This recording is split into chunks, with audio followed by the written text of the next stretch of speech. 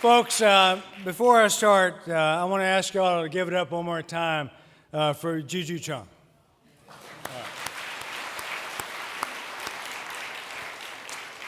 And especially for our Korean War veterans, not only the Americans here, but the Koreans in the audience. Please stand up one more time. All the Korean War veterans, please stand up one more time.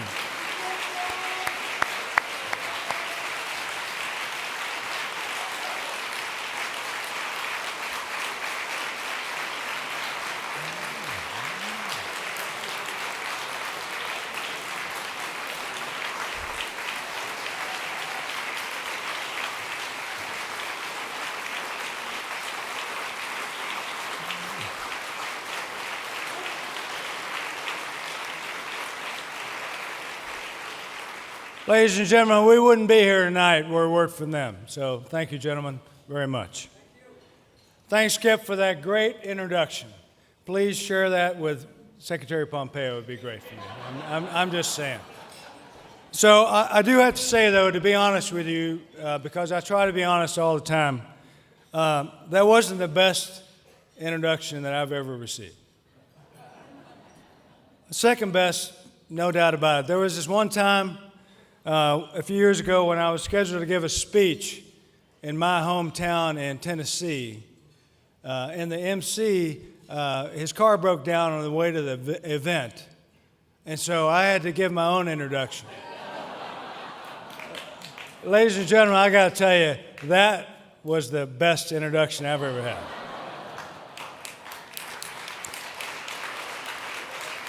So, President Byrne and Ambassador Hubbard and Ambassador Chris Hill, where are you, Chris? Sorry, oh, there you go. Holy cow. Well, gentlemen, thank you for the invitation to appear tonight and for the opportunity to address this distinguished audience. CJ Chairman Song Kyung-shuk and Ms. Kim Kyo-shuk, the Consul General, Ambassador, my best friend, new best friend, Park Hyo-sung, my very good friends, Danny Russell and who's right here, and Judy Miller. Where are you, Judy? There you go, right back there. And ladies and gentlemen, it's a pleasure and truly an honor for me to be here tonight with all of you at this truly auspicious time. Now, I'm a little intimidated to be here in front of this audience for the first time ever in my entire life. After being the gray owl and the old goat and all that, this is my first time in a tuxedo.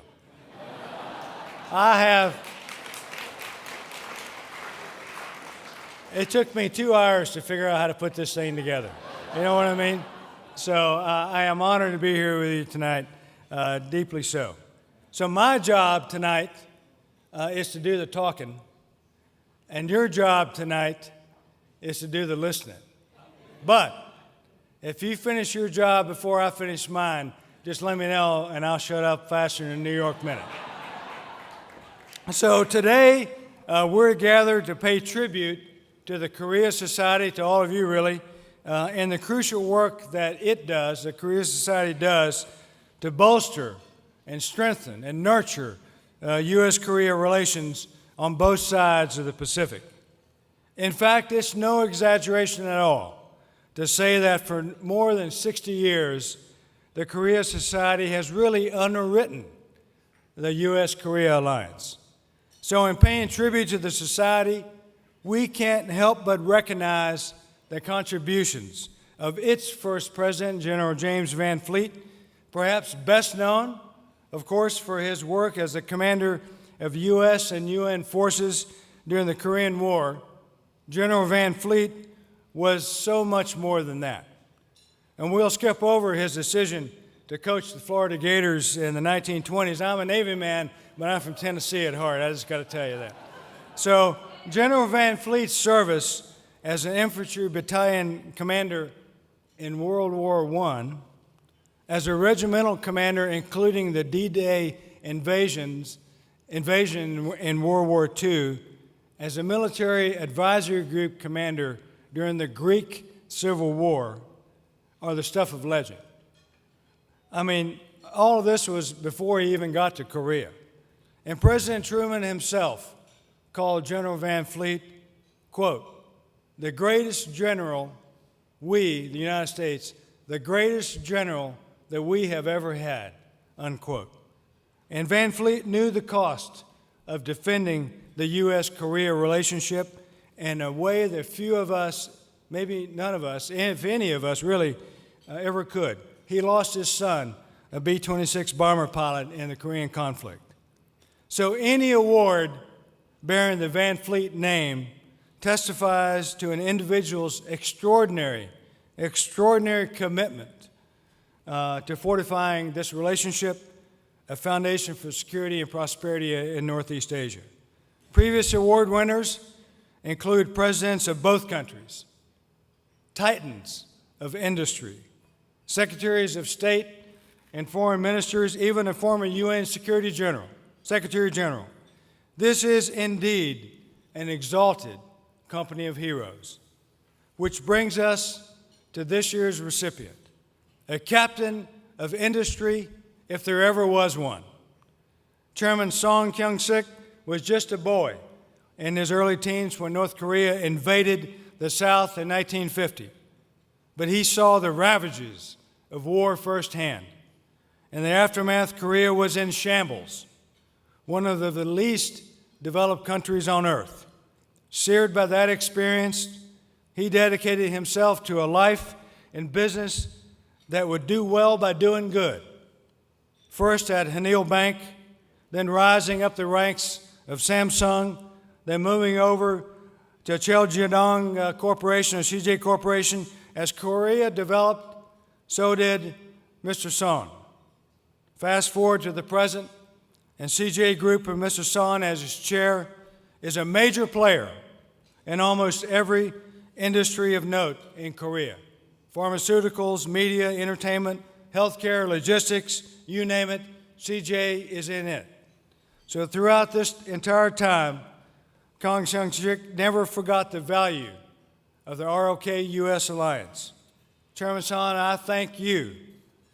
I thank you on behalf of a grateful United States for everything you've done to keep this relationship strong.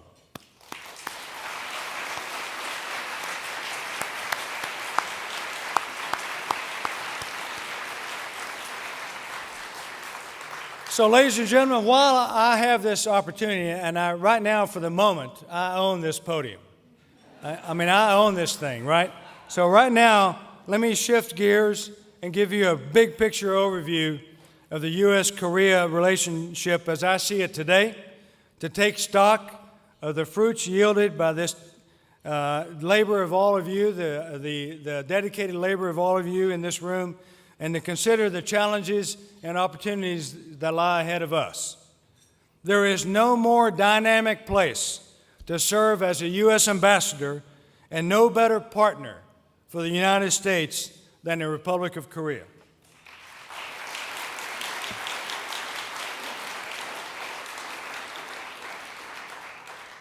As Juju right here said, this year marks the 65th anniversary of the U.S.-ROK alliance, and let me assure you, the alliance remains rock solid.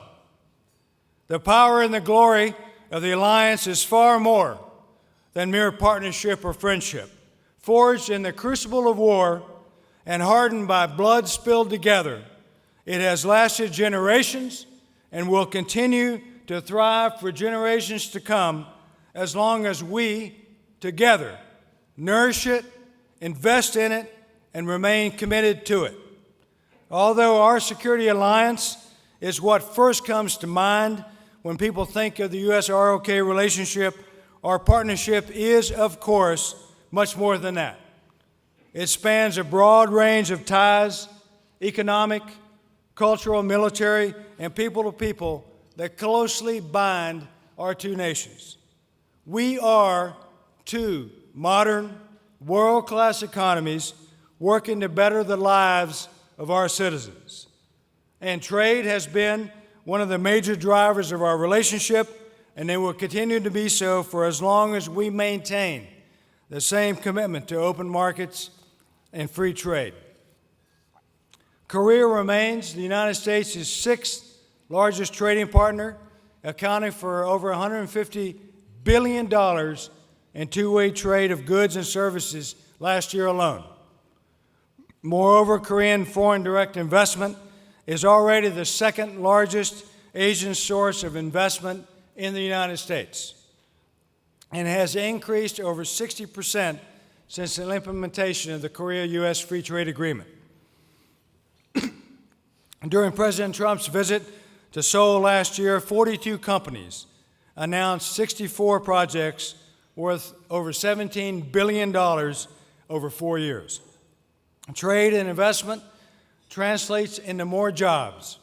In the case of the U.S., bilateral and investment with Korea results in 400,000 U.S. jobs. That is not insignificant. Our economic relationship not only benefits the U.S., but also returns profit and innovation to Korean investors, as well as accounting for 500,000 Korean jobs. This is a winning story for both countries. More jobs, more profit, more stability through diversification, more innovation for future growth. It's a story that's still being written and one with many prosperous chapters to come.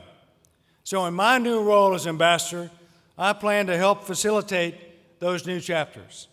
I want to support enhanced access for U.S. firms in the Korean market and encourage more Korean foreign direct investment in the U.S. Direct investment in the United States boosts the bottom lines in both countries, the very definition of a mutually beneficial economic relationship. Now, I'll be the first to admit that I'm really neither a diplomat nor a businessman. After all, my investment strategy over my 40 years in the Navy has been buy high, sell low, which explains why I buy my suits off the rack and drive a 14-year-old car. But I promise to study hard and prepare well to be an effective advocate for free and fair trade for both of our countries.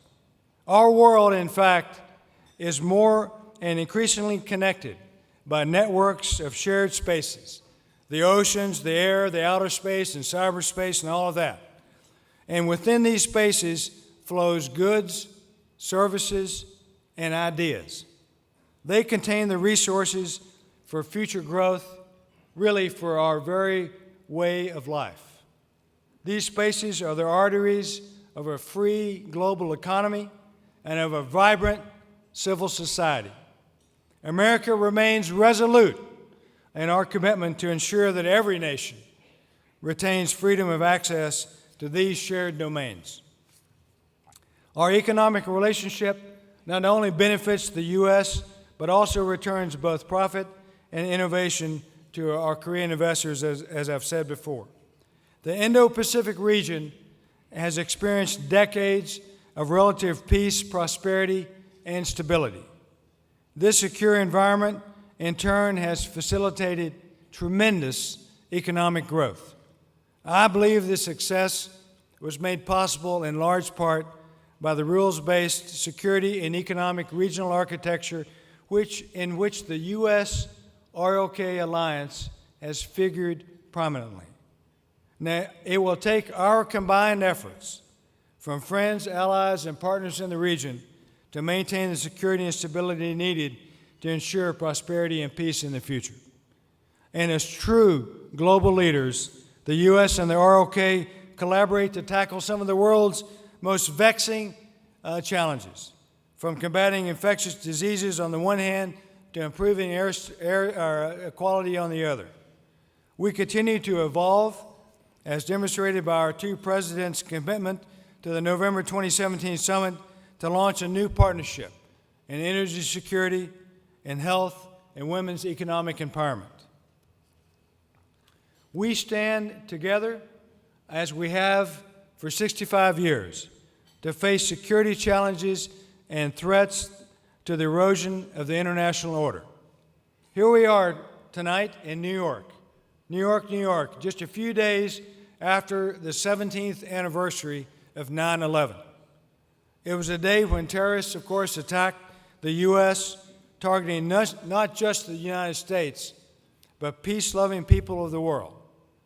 A cowardly attack meant to instill fear, weaken our resolve, and disrupt our way of life. We responded, and our alliance held strong as we stood together. We remember the support that we received from Korea, which provided peacekeeping and reconstruction operations in Iraq and Afghanistan, and we honor those Koreans who died there in support of freedom everywhere. Relationships at their core are about people, and our people have grown closer through immigration, economic activity, and cultural exchanges. There are now over 1 million Americans of Korean descent and more than 2 million South Koreans visiting, working, or living in the U.S. In the reverse, over 200,000 U.S. citizens visit, work, or live in Korea every day. And we are delighted that almost 60,000 Korean students study in the U.S., making Korea the third largest source of international students in the United States. So, with our strategies aligned, our democratic and economic principles resolute, and our people-to-people ties closer now than ever before, opportunities for continued growth and prosperity between our nations are truly boundless. There is, however, an elephant in the room, and that's North Korea.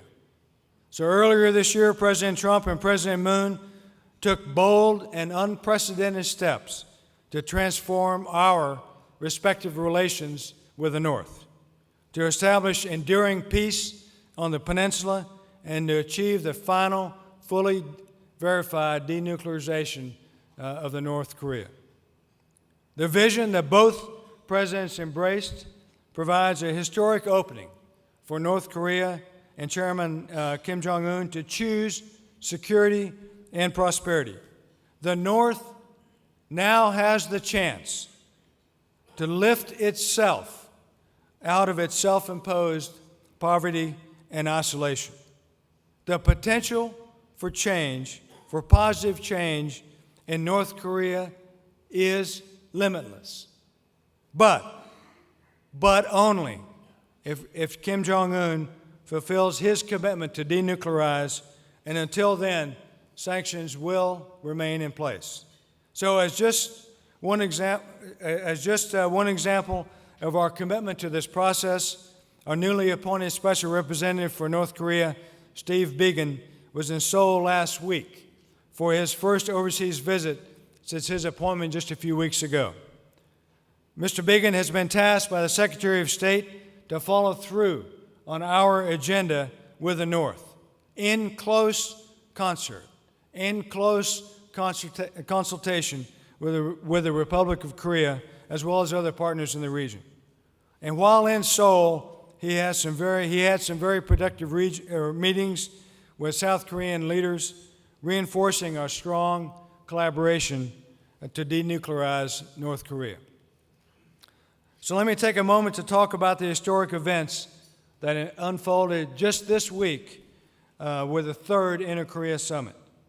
As President Trump announced, we welcome President Moon and Chairman Kim's reaffirmation of the Singapore Summit regarding the complete denuclearization of the North. These are important commitments, ladies and gentlemen, and as you may have heard, we are now prepared to engage immediately in negotiations to transform the U.S.-DPRK relationship. Secretary Pompeo invited his counterpart, Foreign Minister Ri Yong-ho, to meet this week in New York to begin these discussions. Steve Bigan has invited North Korean representatives to meet with him in Vienna, Austria, at the earliest opportunity to further these negotiations. Folks, I believe that we are approaching an inflection point in history, and certainly nothing resembling the end of history.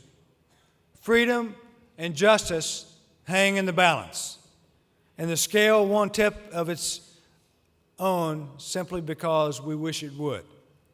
There remains a lot of work to be done, but I believe if the United States and South Korea continue to approach North Korea with a common voice, we can turn the commitments that were made in Panmunjom and Singapore into reality.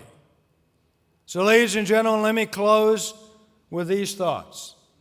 Our nations continue to draw our strength from those who have served in the past and those who are serving today. And our nations will continue to draw our strength from those who will serve tomorrow. An unbroken chain linking Americans and Koreans generation to generation, keeping that scale of freedom tipping in mankind's favor. Our strength also comes from loyal citizens like each of you in this audience tonight, Americans and Koreans, friends and allies who are aware of the challenges, aware of the opportunities, and aware of the dangers that we face together. Your support make our countries what they are today, forces for stability and peace around the world. And I'm grateful, personally, for all that you do. Over the last 65 years, our two countries have laid a strong foundation upon which we've constructed an alliance and myriad connections once thought unimaginable. The coming decades, I believe, will take us even further. In facing the threat posed by North Korea and many other challenges, our close cooperation and our shared values make us strong. Ours is a relationship with striking manifestations of military, economic, scientific cooperation, but most importantly, it's a relationship infused by deeply shared values and interests. So let me again thank the Korea Society for your tireless decades of work to burnish, to protect, and to nurture the U.S.-Korea relationship. We will continue to work closely with the Korea Society and with our friends and partners throughout the Republic of Korea the United States to achieve our common goals. So let me thank you once again and always for inviting me to speak with you this evening. May God bless the United States and Korea. Kachikapchida. Kachikapchida. Thank God Almighty. Kachikapchida.